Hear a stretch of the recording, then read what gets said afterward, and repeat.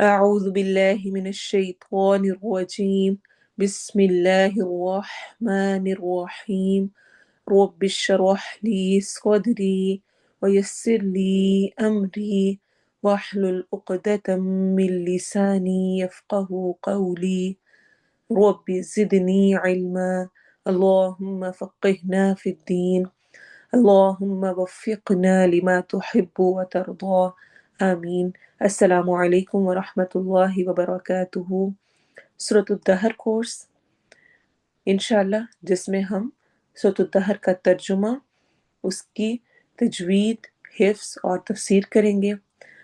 اس course میں آپ سب کو خوش آمدید، آپ سب کو مرحبا۔ نبی صلی اللہ علیہ وسلم کی وصیت کے مطابق، جو کہ آپ صلی اللہ علیہ وسلم نے صحیح ابن ماجہ میں بیان کی اور فرمایا کہ جب لوگ تمہارے پاس علم حاصل کرنے کے لیے آئیں تو انہیں مرحبا کہو۔ تو مرحبا، اہلاً و سہلاً، الحمدللہ کہ اللہ نے مجھے اور آپ کو توفیق دی، اور بالکل ویسے ہی میں بھی آپ کو وہی الفاظ کہوں گی جو کہ نبی صلی اللہ علیہ وسلم نے اس شخص کو کہے جو کہ ان کے پاس آیا اور اس نے کہا کہ میں علم حاصل کرنے کے لیے حاضر ہوا ہوں۔ جس طرح آپ سب نے گروپ جوائن کیا ہے سورۃ الدہر کا، تو یعنی آپ نے اپنے آپ کو پیش کیا ہے علم حاصل کرنے کے لیے۔ تو آپ صلی اللہ علیہ وسلم نے ارشاد فرمایا، اپنے اوپر رکھ کے سوچیں، اپنے لیے سوچئے گا، مبارک ہو طالب علم کو، مبارک ہو آپ کو۔ طالب علم کو فرشتے اپنے پروں سے گھیر لیتے ہیں۔ فیل کریں، مجھے فرشتوں نے پروں سے گھیر لیا ہے۔ یہ کوئی ایسے ہی امیجینیشن کی دنیا نہیں ہے، یہ پیارے نبی کی بات ہے جو کہ 100% گارنٹیڈ ہے، سچی ہے۔ طالب علم کو فرشتے اپنے پروں سے گھیر لیتے ہیں، پھر وہ ایک دوسرے پر سوار ہو جاتے ہیں، حتیٰ کہ آسمان دنیا تک پہنچ جاتے ہیں۔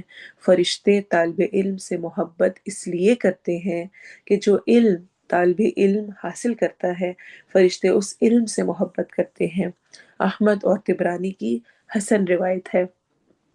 تو الحمدللہ ثم الحمدللہ، اگر اللہ نے مجھے اپنی کتاب کو پڑھنے سمجھنے کی توفیق دی اور مجھے سیکھنے کی اور سکھانے کی توفیق دی، تو الحمدللہ۔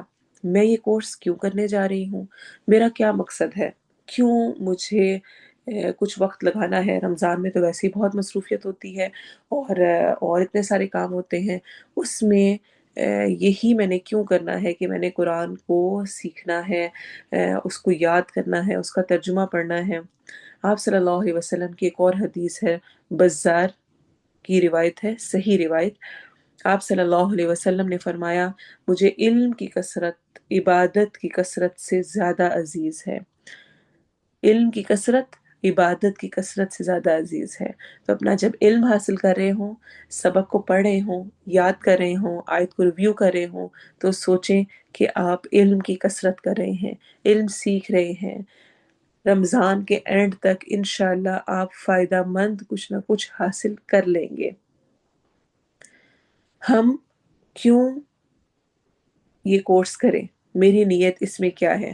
تاکہ میں اللہ تعالیٰ کی محبت اور نبی صلی اللہ علیہ وسلم سے جو محبت ہے اس کا اظہار کر سکوں۔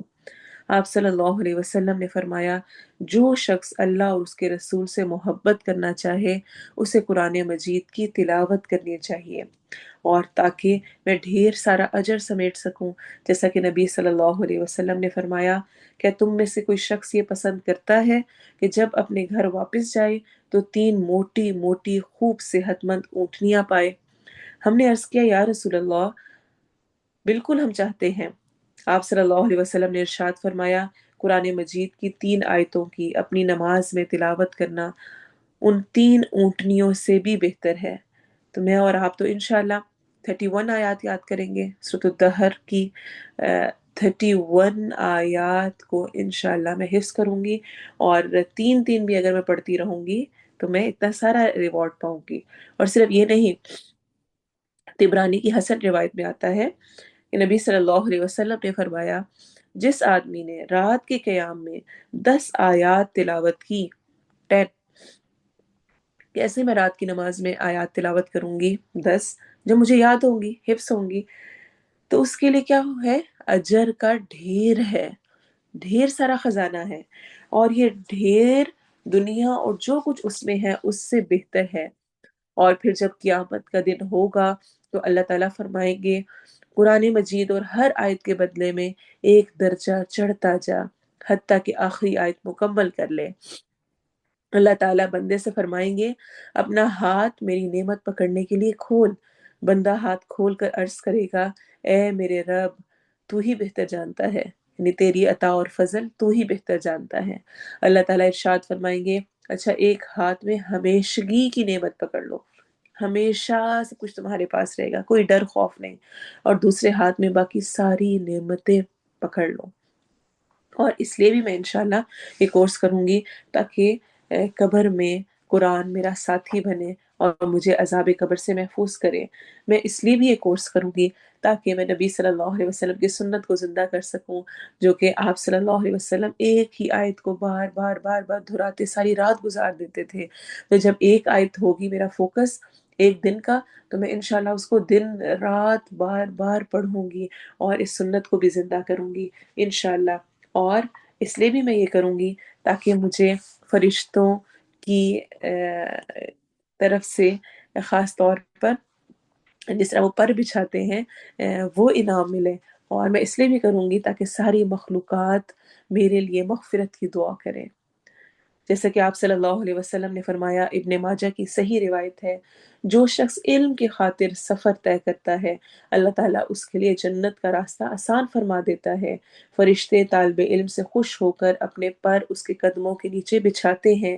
طالب علم کے لیے زمین و آسمان کی ہر چیز حتیٰ کہ پانی کے اندر مچھلیاں بھی مغفرت کی دعا کرتی ہیں۔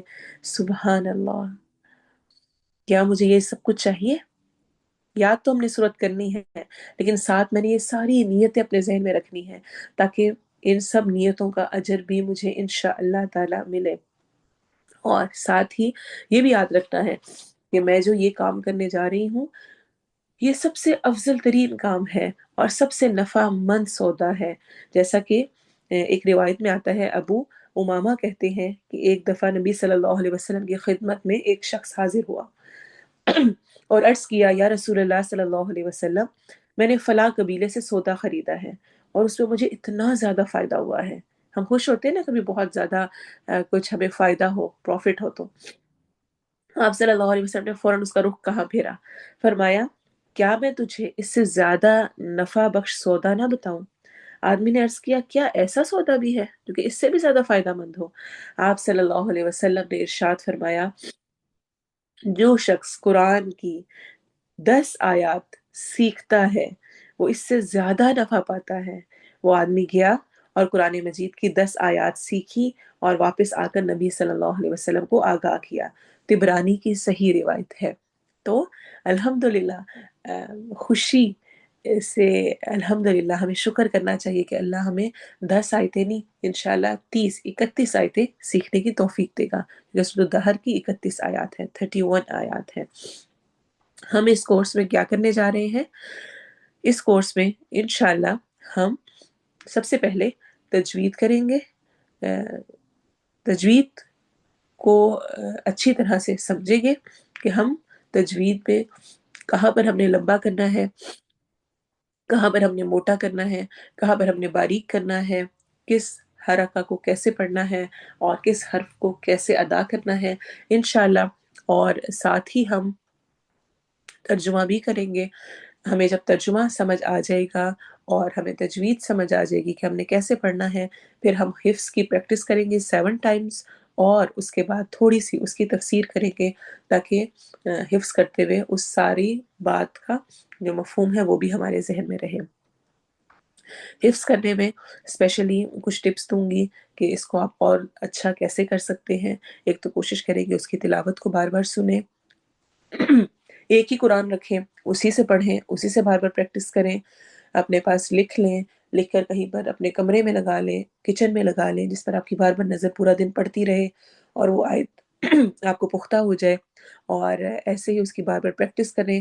نماز میں پڑھیں، ایک آیت یاد ہے ایک کو پڑھیں، اس کے ساتھ کوئی اور صورت ملا لیں، کوئی اور صورت پڑھ لیں، 2 آیتیں یاد ہوئیں، 3 ہوئیں، ہر نماز کی ایک رکعت میں کم از کم اگر آپ یہ آیات جو آپ حفظ کرتے جائیں گے، پڑھتے رہیں گے، تو انشاءاللہ آپ کو بہت پختہ ہو جائیں گی۔